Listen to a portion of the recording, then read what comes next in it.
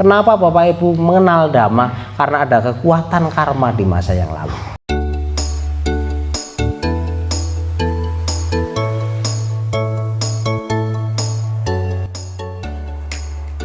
Bapak Ibu dan saudara-saudara semuanya, selamat malam. Namo Saryana Budaya, Namo Buddhaya. Nah, pada malam hari ini tentunya kita bisa berkumpul di sini adalah suatu karma baik. Kenapa saya sampaikan karma baik? Karena tidak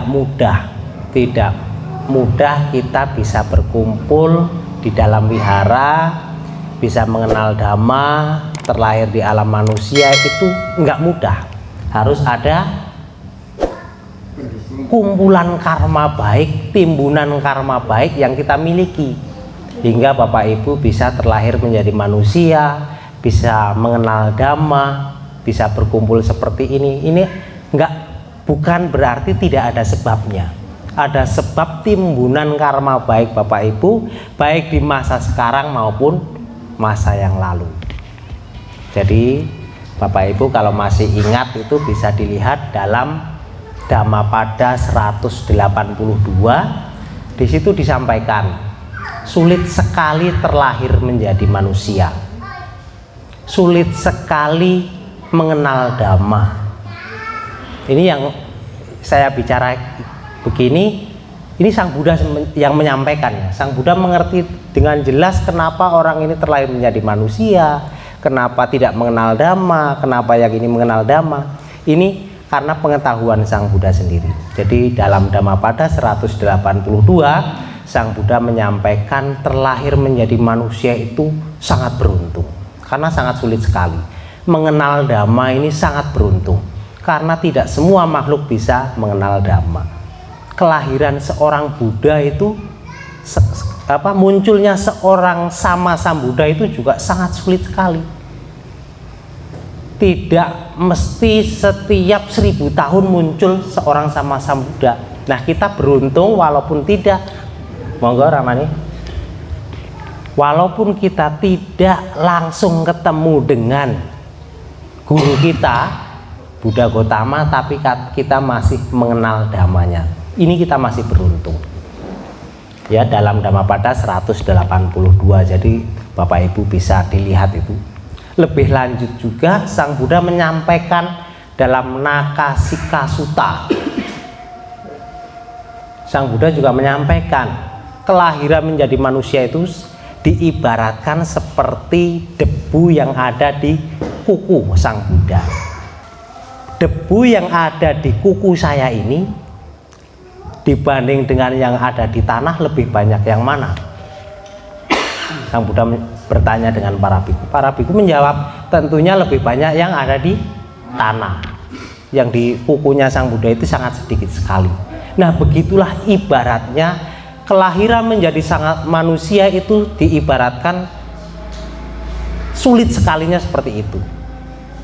Yang tidak terlahir menjadi manusia, binatang seperti Bapak Ibu lihat orang ternak ayam potong itu berapa sekali ternak itu bisa ribuan ya, terus cepat sekali nanti datang lagi. Itu kelahiran menjadi satu makhluk, yaitu hewan aja seperti itu banyaknya, apalagi makhluk-makhluk yang lain, semut yang nggak kelihatan.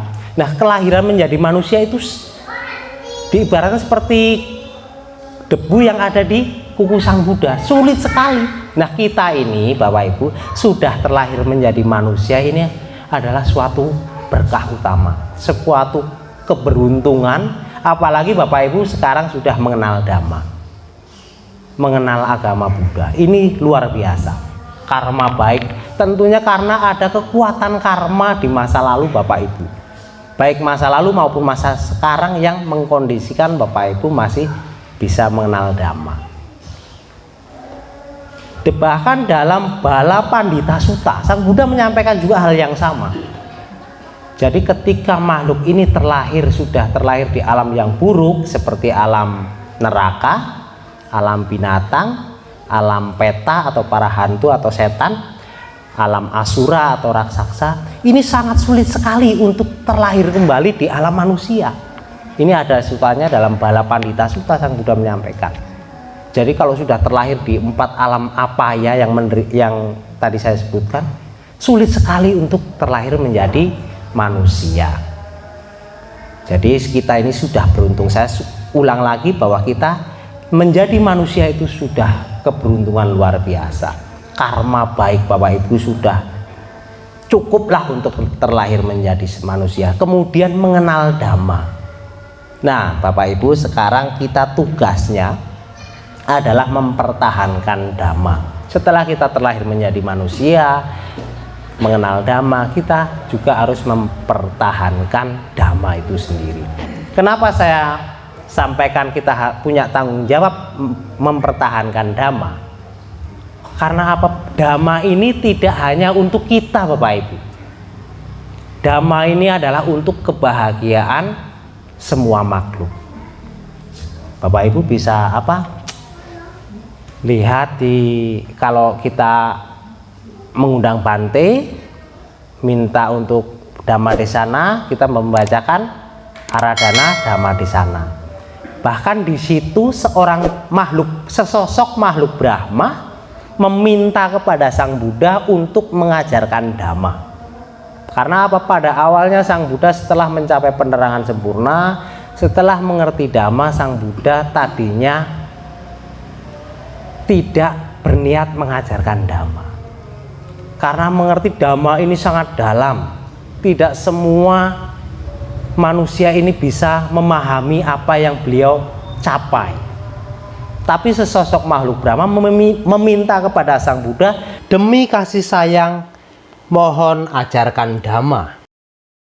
Jadi kemudian Sang Buddha mengajarkan Dhamma. Jadi Dhamma ini adalah untuk bukan kebahagiaan kita sendiri, bukan kebahagiaan para manusia, tapi semua makhluk. Kenapa saya sampaikan begitu?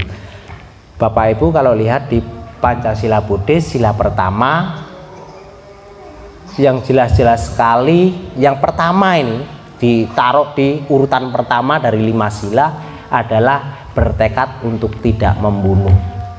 Nah kalau kita umat Buddha ini sudah memiliki tekad untuk tidak membunuh, secara tidak langsung makhluk yang bukan manusia ini ikut senang. Para binatang ya senang nggak dibunuh kan gitu. Ya seandainya Bapak Ibu sudah mengenal Dhamma terus kemudian menerapkan ke dalam kehidupan sehari-hari, bahagia nggak beliau? Para makhluk ini ya bahagia karena nggak diganggu oleh kita. Jadi tahun 2017 saya pernah pergi ke Thailand. Di sana luar biasa Bapak Ibu. Yang namanya burung kacer, kalau di sini nggak ada ya, di alam liar ya. Di sana ini di depan rumah begini, nggak takut dengan manusia di Thailand, di negara Buddhis. Bahkan saya nginep di hotel, begitu buka jendela, wow, pagi-pagi itu bernyanyi sudah, nggak ada yang ganggu. Di nongkrong di antena itu ya pada bersaut-sautan, luar biasa. Bahkan burung jalak kebo kalau di sini ya, itu tinggalnya di deket jendela kita tinggal itu, nggak takut sama orang, itu luar biasa. Jadi Bapak Ibu, inilah kebahagiaan makhluk-makhluk. Saya kasih contoh binatang itu yang ada di Thailand sana, merasa nyaman, nggak takut sama orang. Padahal namanya turis itu ya, yang datang ke Thailand itu kan ribuan banyak yang lewat, nggak takut, mereka nyaman, enjoy saja. Kalau nggak percaya silakan datang ke Thailand. Di sana luar biasa, burung kacer kok masih ada di sekitar rumah. Bukan di hutan, bukan. Di kota itu, di antena itu, waduh luar biasa. Baru buka jendela kok langsung dihibur dengan suara nyanyian burung kacer yang di sini sulit sekali kita temukan ya, sulit sekali. Itu luar biasa. Nah, makanya ini saya sampaikan bahwa Dhamma ini adalah untuk kesejahteraan, untuk kebahagiaan alam semesta, nggak cuma manusia. Nah, tetapi Sang Buddha juga menyampaikan bahwa Dhamma Sang Buddha ini ada batas, karena semuanya nggak kekal ya. Ada batas dikenal oleh manusia. Bahkan Sang Buddha menyampaikan Dhamma Sang Buddha ini akan bertahan selama 5.000 tahun. Nah, ini sudah separuhnya lebih, Bapak Ibu. Sudah separuhnya. Dhamma Buddha Gotama, ajaran Buddha Gotama akan bertahan, dikenal oleh manusia, dipraktekkan oleh manusia selama 5.000 tahun. Itu Sang Buddha menyampaikan begitu. Tapi bisa lebih kalau kita punya tanggung jawab untuk mempertahankan itu. Kenapa kok nggak dikenal? Kenapa kok hanya 5.000 tahun semuanya tidak kekal, saya sampaikan tadi. Karena apa? Karena moral manusia suatu saat, nggak suatu saat, sekarang pun sudah mulai menurun. Saya ingat dulu betul, ini saya ulang-ulang, saya ceritakan ke setiap saya datang ke wihara yang lain. Saya kasih contoh ini. Ketika saya SMA tahun 95 sampai 98 di kota Sepang saya tinggalnya dulu. Zaman dahulu itu banyak yang namanya telepon umum di pinggir jalan ya, banyak. Mungkin kalau yang seusia saya dan di atasnya pasti masih mengenal, masih tahu. Telepon umum di pinggir jalan itu banyak. Terus bis surat, kotak surat di pinggir jalan juga banyak. Kalau mau ngirim surat ke pacarnya, ke anaknya, ke saudaranya, itu nggak perlu ke kantor pos. Cukup taruh surat itu di kotak surat yang di pinggir jalan. Sampai surat itu. Nah, sekarang ini, bukan sekarang, ketika saya sudah di Jakarta, tahun 2001, saya mulai kuliah. Itu telepon umum masih ada 1-2, tapi gagangnya sudah pada hilang. Nah, misalnya Bapak, itu tahun 2001. Kalau sekarang ada telepon umum atau fasilitas umum yang kira-kira ada di pinggir jalan, kira-kira Mas bertahan lama nggak itu? Saya yakin tidak. Digondol ini ya, laku ini besi ini. Karena ada kasus dulu di Jakarta, rel kereta aja hilang, ya, rel kereta, terus tutup besi, tutup got itu hilang. Nah, artinya apa? Inilah kemerosotan moral manusia saat ini juga kita alami, kita menyaksikan. Dulu di zaman Sang Buddha moralnya lebih tinggi. Di zaman dahulu orang-orang tua kita yang namanya ketemu bapak ibu guru, wah rasanya sungkan sekali. Sekarang sama gurunya kalau di luar sekolahan negor aja enggak. Percaya atau enggak itu? Ya mudah-mudahan anak-anak kita enggak ya. Kalau dulu zaman saya SD ketemu guru, waduh rasanya enggak enak bener. Apalagi ketahuan sedang rokok, wadah udah. Enggak mungkin itu zaman saya dulu itu enggak ada rasa takut, enggak ada rasa sungkan. Tapi sekarang cuek anak-anak sekarang. Karena apa? Ya itulah saya sampaikan bahwa memang Sang Buddha menyampaikan memang kemerosotan moral semakin lama akan semakin menurun. Nah, suatu saat Sang Buddha menyampaikan bahwa moral manusia ini seperti binatang, nggak ngerti yang baik, nggak ngerti yang buruk. Nah, kalau sudah seperti binatang, kira-kira Dhamma ini orang-orang manusia ini masih mau nggak diajarkan tentang kebaikan? Nah, inilah kemerosotan moral, bukan ditinggalkan ajaran Buddha ini bukan karena kualitasnya, bukan karena wah Dhamma ini nggak sesuai, bukan masalah itu, tapi karena moral manusia yang sudah tidak mau menerima lagi hal-hal yang baik, tidak mau mendengarkan nasihat-nasihat yang baik. Ya, yang dipentingkan adalah keserakahannya, kebenciannya. Ya, yang penting perutnya kenyang. Kalau seperti itu Bapak Ibu bisa bayangkan ajaran apapun, nggak cuma ajaran Buddha, ditinggalkan oleh manusia. Nah, itu terdapat dalam Cakkawati Sihanada Sutta. Sang Buddha menyampaikan seperti itu bahwa kemerosotan moral. Nah, kita punya tanggung jawab Bapak Ibu untuk mempertahankan Dhamma ini supaya bertahan sampai lebih dari 5.000 tahun. Karena apa? Untuk kebahagiaan semua makhluk. Bapak Ibu rajin ke wihara, salah satunya adalah mempertahankan Dhamma. Dalam Saddhamma Patirupaka Sutta juga Sang Buddha menyampaikan Dhamma ini tidak bertahan lama. Salah satunya kalau sudah ada Dhamma palsu, sudah ada emas. Kalau Sang Buddha mengibaratkan, kalau seandainya ada emas murni, kemudian muncul emas palsu, emas murni ini nggak jadi populer, tidak populer. Orang seneng yang pakai yang imitasi. Karena apa? Murah. Kalau dilihat penampilannya mirip, wah udah gagah ini emas, padahal palsu. Nah, kalau sudah muncul Dhamma yang palsu, yang bukan Dhamma, ini akan mempengaruhi Dhamma, ajaran Dhamma, ajaran Buddha ditinggalkan.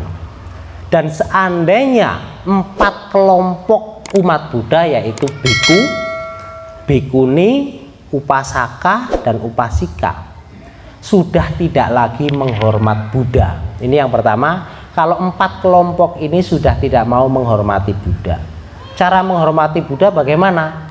Salah satunya adalah kita puja bakti. Kita masih peduli dengan rumah ibadah kita. Itu salah satunya cara menghormat Buddha. Kemudian yang kedua, kalau 4 kelompok tadi sudah tidak menghormati Dhamma, tidak mau menjalankan Dhamma, Dhamma ini dianggap apa ya, dibuat main-main. Misalnya kata-kata Dhamma yang diseleweng-selewengkan lah gitu ya. Jana, ada yang mengatakan janangor. Nah itu nggak boleh sebenarnya ya. Itu adalah penyelewengan juga. Itu yang namanya sudah nggak menghormati Dhamma. Kalau sudah nggak mau praktek, terus Dhamma ini diseleweng-selewengkan dengan kata-kata, dibuat guyonan, itu adalah salah satunya. Dhamma ini digrogoti oleh umat Buddha sendiri. Kemudian kalau 4 kelompok tadi, biku, bikuni, upasaka, upasika, sudah tidak menghormati sangga, baik para bikunya sendiri yang sudah nggak menghormati kelompoknya, terus umatnya nggak peduli lagi dengan keberlangsungan sangha, dengan cara kalau ada biku nggak dilayani, dicueki, ya sudah, Dhamma ini akan ditinggalkan, nggak bertahan lama. Kemudian yang keempat, kalau umatnya sudah tidak lagi senang hormat dengan sila, sudah senangnya melanggar sila, 5 sila sudah diabaikan. Dan yang terakhir, kalau sudah tidak mencintai ketenangan, yaitu tidak suka dengan meditasi. Kalau umatnya sudah nggak menghormat Buddha, Dhamma, Sangha, nggak hormat lagi dengan sila, dengan pelaksanaan, kemudian tidak menghormat lagi, tidak suka lagi dengan ketenangan atau meditasi, Dhamma ini akan tenggelam. Lebih cepat, nggak sampai 5.000 tahun mungkin ya. Nah ini makanya Bapak Ibu, kita punya tanggung jawab untuk mempertahankan Dhamma, karena Dhamma ini untuk kebahagiaan semua makhluk, bukan hanya untuk diri kita sendiri. Bukan hanya untuk diri kita sendiri. Ketika Bapak Ibu peduli dengan Dhamma ini, artinya Bapak Ibu karmanya luar biasa, adalah sejahterakan, membahagiakan alam semesta.